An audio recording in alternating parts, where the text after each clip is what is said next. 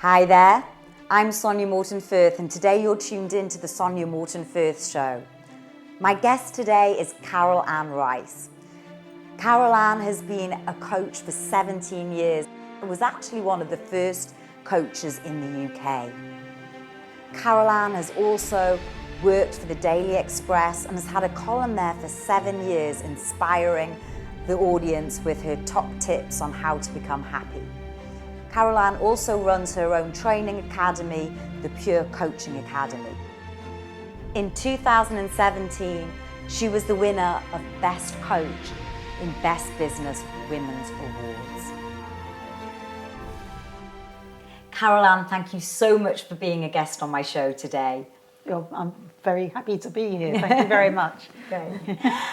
Carole, tell me about your journey to becoming a life coach. What made you leave your 20-year career in journalism and what started you on this journey? Well, I was one of these people who kind of drifted into things in life, and I've had quite a lot of interesting jobs, such as doing some TV work, being a puppeteer, being a waitress. A puppeteer? Wow. And I got a kind of wild opportunity to write for a paper in Birmingham, and I'd only ever used a typewriter, sending a letter to a friend, and I said, yes, I can do this.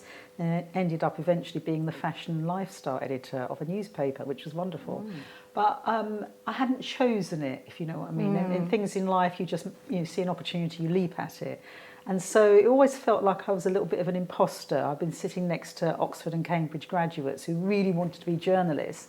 And I sort of felt, God, they're going to find me out soon. And I could barely string two words together, let alone type these, put together these detailed features and interview amazing people from around the world. But eventually I did it and I got on well with it. But I always felt like it was a job that I had fallen into rather than actually said, I'd love to do that. Yes. And it was an amazing job. And then when I was made redundant, I'd read it, having my highlights done in a hairdresser's. You know how you read magazines you wouldn't normally buy. Yeah. I read a piece about a journalist who'd used a life coach. This was 19, 20 years ago, and how her whole life had changed. And I thought, God, that sounds amazing. I wonder how that works. Fate being what it is, I was eventually made redundant from the newspaper. A lot of us were laid off. And I thought, I might use my redundancy money to phone the company and get that coach to work with me, because I don't know what to do next. Probably I'll do some freelance writing. I got the woman who wrote the piece, who had eventually become a coach herself. Her name was Susie. And I worked with her for 18 months. And she said, so you're starting to write for The Sun and The Mirror and The Independent now, Carole Ann. We've hit our goals using a coach. You must be really happy now. And I said, no, I never wanted to be a writer. And she said, what do you want to do? I said, I've no idea. She said, well, I wish you'd told me that at the beginning, that you didn't like writing and that you just wanted to be a freelancer. I think you should train and become a coach, she said. And I was like, you hit a crossroads in life and you think, I do I really want to? Because that's quite a big risk. And especially if you're successful in the journalist world. Reasonably.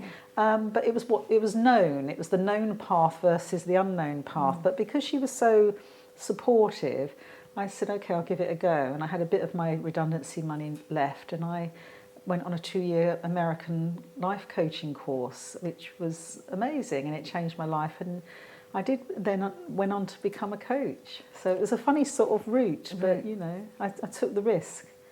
And how have you seen the industry change? Because I think there's about, what they say, about 10,000 coaches out there now, I think, in the UK. And we've come a long way, but still, even the word life coach, people ask you to define it. I mean, have you seen a change in the industry? I have, because when I graduated, they'd say, what's a life coach? That's a best friend, isn't it? Or are you a personal trainer? No. Are you an interior designer? No. Do you do diets and things? No. And so it was always having to educate people, a life coach is. And they were like, why does anyone need a life coach? It was the most unnecessary profession. But none of us have a guidebook for life or a user's manual for life. So the coach is there to help you define what you want, get the clarity and the confidence to pursue your goals. So back then it was an education process. What the heck is a life coach and why would I ever need one? And now it's more, how do I stand out as a life coach when there's so many life coaches? And I don't think it is a flooded market, Sonia, because just as it's not a flooded market for hairdressers, where I live in Ealing, in West London, there are 7 hairdressers on the same parade. Yes. One is a Polish one is a piercing and tattoo kind of vintagey hairdressers, another one's a bit high-end, one's a man's barbers with all the grooming things for beards. That's not a flooded market. You go to the hairdresser that suits your style. So no one ever says, oh, there's so many lawyers out there. Why be a lawyer? Why be an accountant? Why be a hairdresser? Why be a coach? Because you're individual and unique, and that is your offer. So I don't think it's a flooded market, but I think there's a lot more of us about now than there used to be. And in terms of there being a lot of them are about now, it's an unregulated industry. Pretty much so, yeah. And when I became accredited as a coach, but at the time when I was going through, I looked around and I had people that I knew that weren't accredited, and they said, oh, you can just become a life coach, you can just become a coach. There's no reason to get an accreditation. I'm really glad I got that. What's your sort of views on accreditation? I agree. Obviously, I'm an accredited coach, and it's really important that you have an accreditation body put you through the paces, because there are ethical guidelines that you have to stick to as a coach. We don't give advice. I think a lot of people think I need some advice. Well, a coach doesn't. A coach coaches. So we come from the standpoint that everybody has their own answers. The coach is helping you find the answer. We don't have the answers. We're helping you put the key in the lock and unlock your own potential. So not everyone can do that, and it's a methodology, and it's a kind of a very clear process. Just like you can't just set yourself up as a psychotherapist, there are ethical guidelines, and there are for coaches too. And I do get very scared when people say, I'm a very good friend, I could be a coach. Yes, you probably could be if you're empathetic, but you still need to train. And there is tools and techniques that coaches use to help people. You can't just make them up. And on that, you run your own training academy. Yes. Tell me a little bit about that. How long have you been doing your training academy? The Pure Coaching Academy has been established. I'm the co-founder of 7 years. And that's a good amount of time. 6 or 7 years now. And really, it's to... I've found that some coaches weren't being trained properly.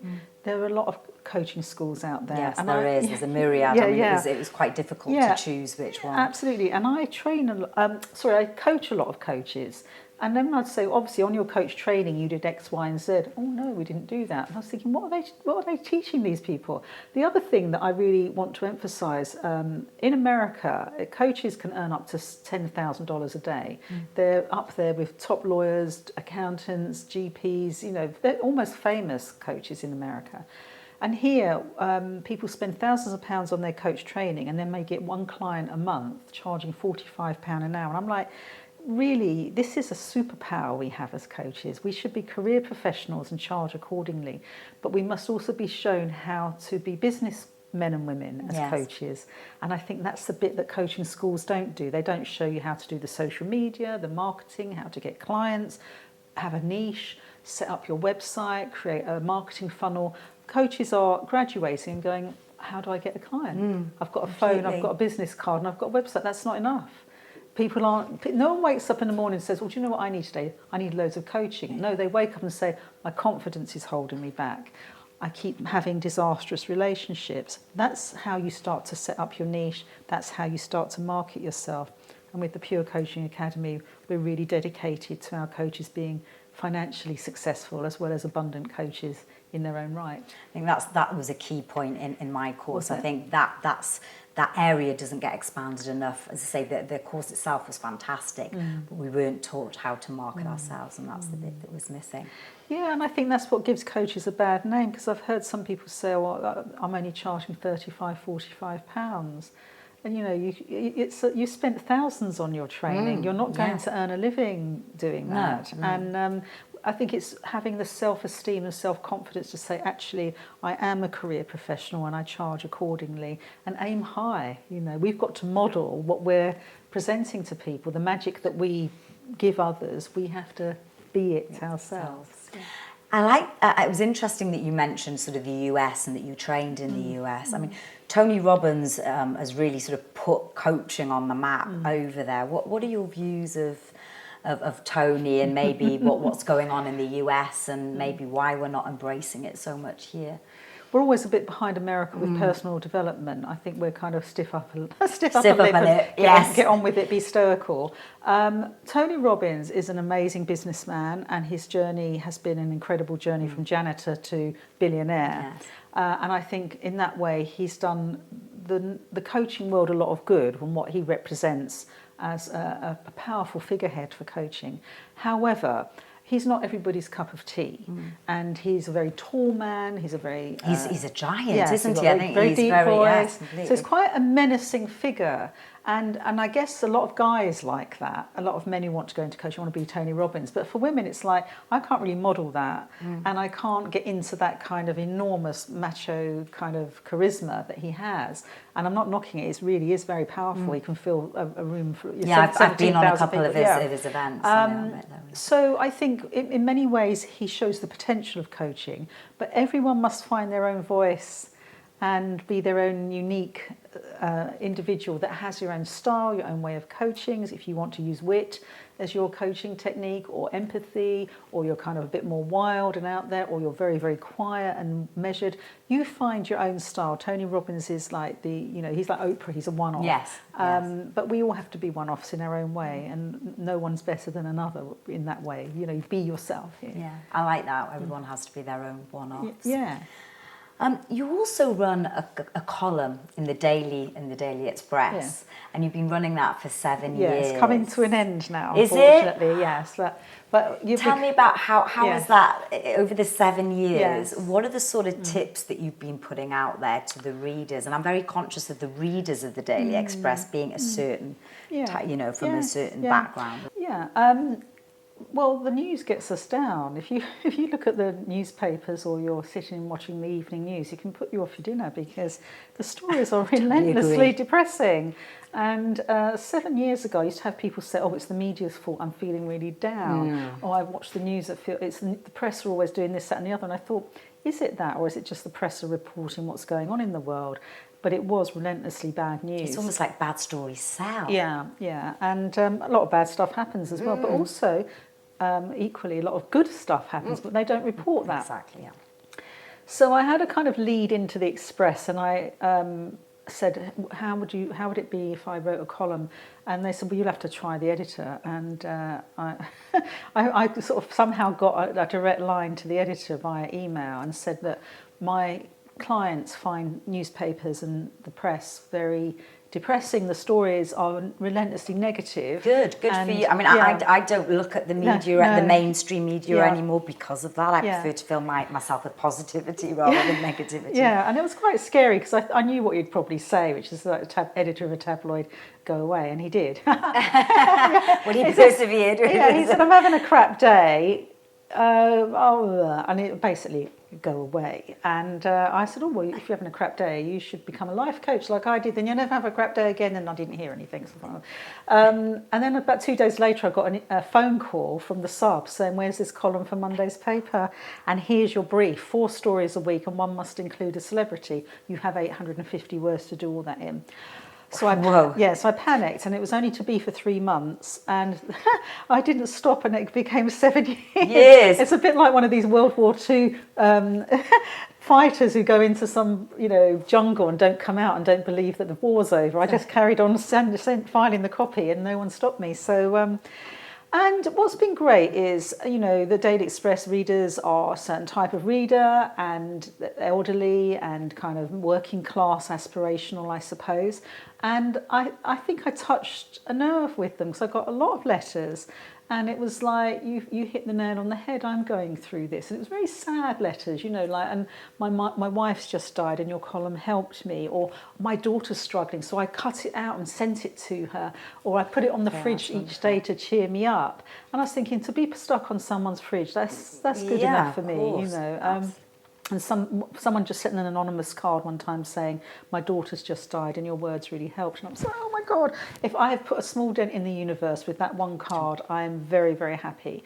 And I think people wanted to know, how do you get happy? How do you turn things around?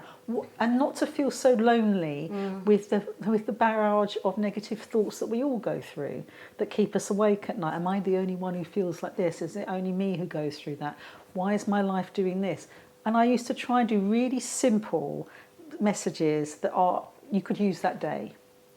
Easily translatable coaching tips, you know. And are there any tips that we could give our audience today if they were having a bad day, or you know they haven't got out of bed the right way and they're just feeling a bit down? Is there anything? Everything. I know it sounds so simple, and it is simple. Everything is a choice. So even before you get up, what kind of day do I want this to be? And sometimes we do feel a bit ill and tired and depressed and sad, so you can't pretend you're not. And sometimes just acknowledging it. So when I'm going to work to see my clients, I have a diary and I just write 5 words that I'm feeling: a bit stressed, tired, excited, apprehensive. Okay, that's me today. It's nothing to be ashamed of. Tomorrow I might feel very upbeat, very positive. But I think once you've named your feelings, it's not like, oh, poor me, I'm feeling so dreadful today. I'm feeling a bit scared. I should have had a better night's sleep. I shouldn't have had that wine last night. I should have had breakfast. Okay, so now this is where I am right now. And moods and emotions pass and another day comes. So as far as happiness goes, it's like keeping the tank topped up. So a lot of people think happiness is the wedding, the holiday, the big car, the new date, shopping, very nice things. Yes. But if Don't last for long. They don't last for long, and they usually are dependent on external things. But if you can find small things that make you happy every 90 minutes, which is what I do, and I have a moment of bliss every 90 minutes. Oh, that's lovely. So when I wake up, it's what's my first moment of bliss? Well, my cup of tea. So I actually genuinely think I'm looking forward to this tea. And I might walk around the garden with my cats and I blow bubbles at my cats. They catch. It's bonkers, but it makes me and you've smile. got 2 cats, I have 2 you? cats. It makes my Oh, neighbours look out the yes. window, and I've got my dressing gown on and blowing That bubbles. bonkers So lady with the again, blowing bubbles at a cat. the mad cat woman. And but then I go for my run around Gunnersbury Park, and then I might think, oh, my coffee next. I really look forward to my cup of coffee. So, and then I might have my shower, so my lovely products, and I take Jazz FM in the shower, so I've got a bit of Ella Fitzgerald in the shower with me. It's noticing what makes you happy. Yeah. And then you think, I feel really good now. And it's not about shopping and buying, it's being mindful of little joyful things all day. And we can all do that, instead of just sitting at the desk having a lovely sandwich, but not even noticing. Yeah, it's almost like gratitude as well for just the little things rather than the the things that you think are going to make you Absolutely. happy. Listening for bird song, staring out the window for a while, look at the clouds, just being alive and aware of the small beauties and joys of life. That keeps you topped up, and everyone's in pursuit of happiness, and sometimes it's a bit toxic. If I'm not happy, there's something wrong with me, but you can be at any moment. It's interesting you said that, the pursuit of happiness, because I agree, everyone seems to be desperately trying to find, what is it that makes us happy? Yeah. Do you think things have changed over the last, say, 20, 30 years in terms of what we're striving for? And I'd probably link that to why people are maybe looking for coaches. Is there been a change? Yeah, it's very noisy out there. There's social media. Oh my goodness, you know, the cyber stalking. If you had a boyfriend or a girlfriend, now you can check who they're seeing. It's really tormenting people. Or my friends are on holiday, look at what they're doing. I'm at home. My friends went out, they didn't invite me. It's so much stress and anxiety. And even how we look today, especially I guess with women looking at these models out there, and it's constantly on Instagram, and oh my gosh, look, they look better than me, and they've probably been photoshopped, or they've got some sort of filter on them. Absolutely, and it's like everyone needs to switch off from it from time to time. I think it's, even if I'm not in a good mood and I go on Facebook or Instagram and start to feel, oh, this is dreadful, my life's falling apart. And I'm not young, but imagine if you were 17 and you were very affected by your friends or what you didn't have in life. It's very anxiety making and stressful. And I think we all need to carve out a small area of time every day, whether it's the bath or the shower, where there's nothing except maybe some music or a book, or sitting down quietly, just to stop craving, stop worrying, stop yearning, stop wanting, and just say, I'm just being for a while. Because it's over there, the thing I want is over there all the time. It's like we're constantly comparing ourselves against somebody else rather than looking inward at ourselves. Really. It's like we're looking through someone else's window at Kim Kardashian's wonderful life and figure and children, and it's unrealistic. and it's Yes. not real. It's not real. No. Yes, not real. But it torments us and we can't stop looking. A sort of voyeurism about it, and then it makes you feel you're in a shortfall because I haven't got any of that, you know. So I think switch off from social media. That's the thing that's really tormenting people now, and it becomes obsessive. I have to switch off mine because I'm on Twitter. As a journalist, Twitter gives you lots of news stories, but I have to just say stop it, put it down, and just go for a walk and leave it behind, you know. Okay, so that's maybe another tip. Take some time out of social media as well. And just have some time when you're doing very little. Creative pottering, like you've got your lovely home here. Don't have the radio on and just quietly tidy up and just let your thoughts. I think that's restorative. You don't have to meditate. You can just be quiet for a bit. Because I think meditation is wonderful, but not everyone can meditate. It's actually become stressful for people. Yeah, I agree. I've spent a sort of a couple of years trying to actually perfect and just being able to meditate, and I do meditate now. I love it.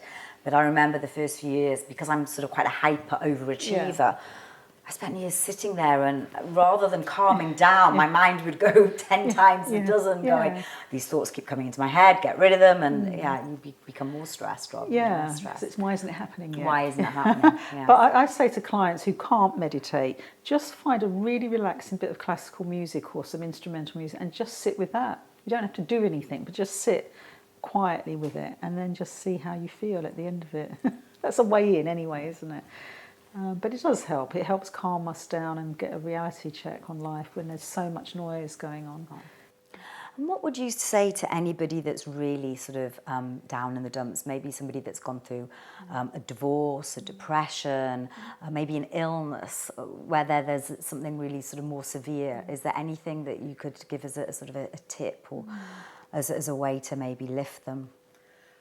I think when we are in the dark place, it feels very lonely, and even though you've got supportive friends and family, hopefully, around you, you're on your own with it. Yes. And I think to realise that actually you're not on your own. Every single one of us, wherever you are, will go through some period where there's loss, illness, disappointment, rejection, and it's part of life. Unfortunately, it's not Disney, it's not always a happy ending. So acceptance, it's so hard to get to this place of, okay, this is happening, but it's not going to be like this forever. They say this too will pass. This too will pass. And it's like this, I always think of it, the sea comes in and it hits the rocks, and when you're the rock you think, please, I can't hardly breathe, but the sea goes out, the tide goes out, the sun comes out, the birds sing, and that's what happens in life. Sometimes we get overwhelmed. It's a lovely metaphor. Yeah, but the tide will go out and it will be peaceful again. So ride the tides and do whatever you can right now to help yourself, whether it's have a day off, go to walk around the park, play with your cats, blow bubbles at them, eat chocolate, have a glass of wine. Be sensible though, but do kind things. Yes. Because I used to think loving oneself meant shopping and drinking lots of wine and eating lots. But that's not lovely, but but that's not love, self-love really. Self-love is sometimes saying, no, I don't want to go out to that event. You might be leaving an event early because you think, I'm feeling a bit overwhelmed here. It's saying, I'm going to bed early, I'm going to exercise well, and it's really sort of taking care of yourself in a way that no one else can do it for you. We want people to look after us, but at the end of the day, it's our responsibility to be kind and look after our own well-being. Yeah, I think the easy reaction, or, certainly when I was in the corporate environment, it was, let's turn to the glass of wine, the second glass of wine, the third glass of wine. Now, I'm not saying that I don't like a glass of wine now and again, but it's realising actually that's not going to necessarily help the situation in the long term. No. Sometimes it can be watching a box set with your feet up and wearing your nightie and, going to bed early, having a nice breakfast. It's like not neglecting yourself and just listening to what your body needs, what your mind needs right now. Give in to that rather than quick fixes that are small bursts of pleasure. Then, just if it's a weekend of being under the duvet, so be it. Till you feel better again. Carole, in terms of where you're at, where do you see, or what sort of things have you got planned for the next sort of 5 years? What does your future hold? I think as the time's gone on, I'm redefining my offer as a coach. And I'm very much thinking I'm going to rebrand myself as the confidence and clarity coach, because in the 17 years I've been a coach, what has been the most common issue that humanity has come to me with? Yes, that's actually an interesting question. Yeah, and I've coached people from supermodels, CEOs, students, startups, mums at home, everyone, the elderly, the young. So what is the commonality of the issues? And it's always two things. It's confidence. If I had all the confidence I needed, I would do X, Y, Z. And none of us have all of the courage we need. And the second thing is clarity, because a lot of people don't know where they're going in life. Yes. And I didn't. I was, as I said, drifted into one thing after another. If you know where you're going, suddenly life makes sense. So there's a great line, if you've got clarity, you don't need therapy. So I want to be this. But you can't get clarity until you've got self-confidence, and confidence is knowing yourself and having the courage to do what you want to do. Then comes clarity. So I'm going to sort of rebrand myself as the confidence and clarity coach and see where that takes me. I think more talks and workshops and less one-to-one, and maybe open another academy somewhere else, either in the country or another country at some point. And maybe my students can help me with that, or whoever wants to help me with that, get it international. Interesting. That sounds very exciting. Yeah, because all the stuff's been written, and it is a complete course. It can be lifted and taken anywhere. Yeah. Wow. So who knows? That sounds very exciting. Yeah. And you've written 2 books. Any more books in you? Someone said the other day there's 500 books published today. Wow, that's a lot of books. Yeah, and I have a to-read shelf like this of books I order on Amazon. I must read this. Yes. And I'm thinking, and I get sent a lot of books as a journalist, so by my desk there's book. Is it the way forward for me? I don't know. I love writing, I love reading, but does the world need another book? Only if it's an absolute burning passion of mine and there's a message I want to get out there, I will, but I have no intention at the moment. Where can our audience hear more about you? Where can they find you? We can Google me, Carole Ann Rice, or The Real Coaching Company, or Pure Coaching Academy. Pure Coaching Academy is my academy. Next course is in September, at the end of September or February next year. Great, and we'll put all your social links on the show notes as well. And finally, Carole, my last question, I ask all my guests this question. If you were to write a message in a bottle that was going to be found for future generations, what would that message be? Well, it's funny you should say that, because this morning a client I had 11 years ago who was going through a hard time has come back to me today. So, do you remember me? After 11 years? After 11 years. She said she's actually become a grandmother now. And I said, oh, that's amazing. She said, oh, yeah, your words really helped me. And now I'm another chapter in my life. But something you particularly said all those 11 years ago that me and my daughters now say is, it'll be all right in the end. And if it's not all right, it's not the end. So I think I'll put that in a bottle. It'll be all right in the end. If it's not all right, it's not the end. Because, we need to hear it's going to be all right, and we all make it all right, and we will be all right in the end. So that's going in. That's the message in the bottle, I think. Carole, that's lovely. And on that note, thank you so much for being my guest on my show today. Thank you. Thank you.